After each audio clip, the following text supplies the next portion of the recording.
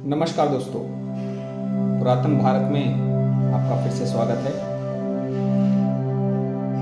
एक संस्कृत में मंत्र है,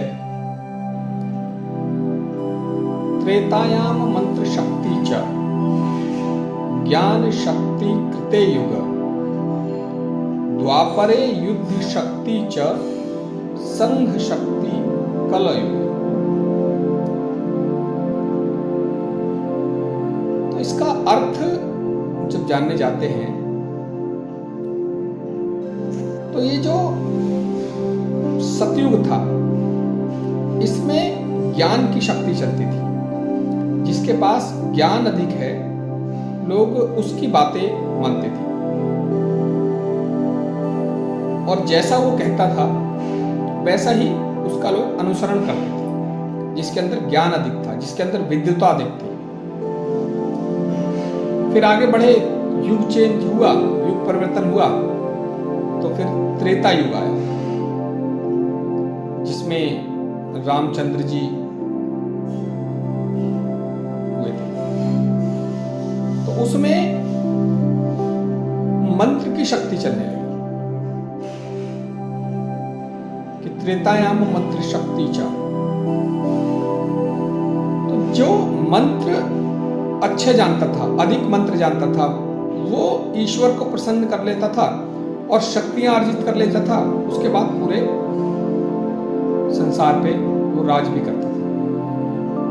आपने देखा होगा कि रावण ने भी मंत्र के द्वारा तपस्या करके और अनेकों वरदान प्राप्त कर लिए थे। कुंभकर्ण ने भी वरदान प्राप्त किए।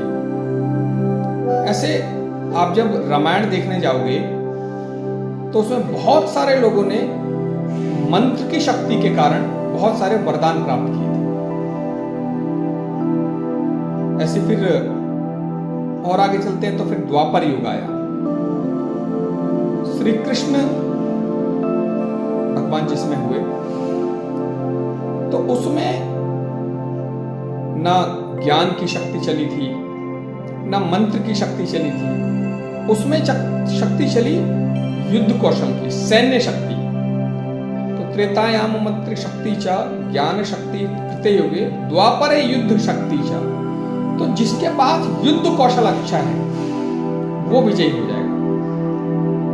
तो आपने महाभारत युद्ध देखा होगा, जिसके पास अच्छी सेना है, अक्षौणी सेना है, नारायणी सेना है, ऐसी उसमें कितने सारे ऐसे आपको युद्ध देखने को मिलेंगे।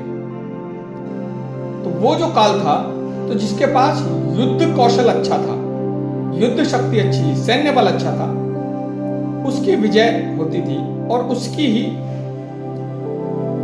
समाज में मान्यता थी। लेकिन ये जो आज का युग है ये कलयुग है। तो कलयुग में जब श्री कृष्ण भगवान ने द्वापर में जन्म लिया था तो वो भी कह के गए थे कि संघे शक्ति कलयुगे, कि जो मैं अब अवतार लूंगा तो अब संघ शक्ति के रूप में लूंगा।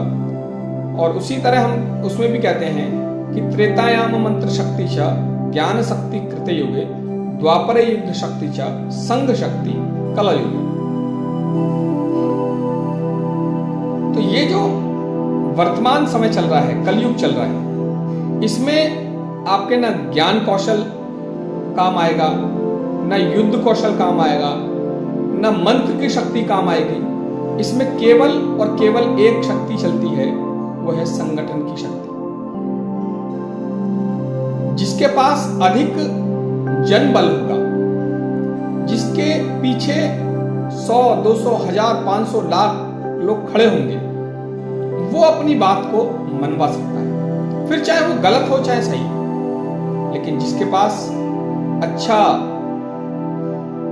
जनशक्ति होगी, बल होगा, जनबल होगा, जिसके पास वो अपनी बात को मनवा सकता है। जिसके पास संगठन करने की शक्ति होगी, जो संगठन करता होगा, वो अपनी बात मनवा सकता है। और आज वर्तमान समय में आप देखते होंगे कि लोकतांत्रिक व्यवस्था भी इसी का एक उदाहरण है।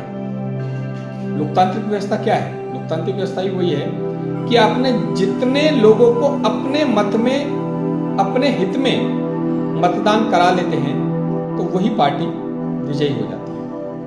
अर्थात जिस व्यक्ति के पीछे अधिक लोग खड़े हो जाते हैं वो देश पे शासन करते हैं। तो समय बदलता है, तो कभी ज्ञान शक्ति चलती है, कभी मंत्र शक्ति चलती है, कभी युद्ध कौशल चलता है, तो कभी संगठन शक्ति चलती है।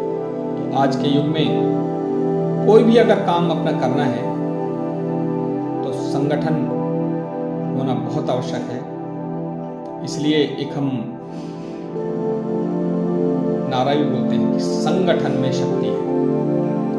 तो हम सभी को संगठित रहना चाहिए, एकजुट रहना चाहिए, एकत्रित रहना चाहिए, ताकि हम अपनी बड़ी से बड़ी समाज पर आई विपदा को उसका सामना कर सकें और उससे निपट सकें। आज इतनी बात कहते हुए अपने बात खत्म करते हैं। आगे फिर किसी विषय पर और मिलेंगे, तब तक के लिए धन्यवाद। जय हिंद, जय भारत।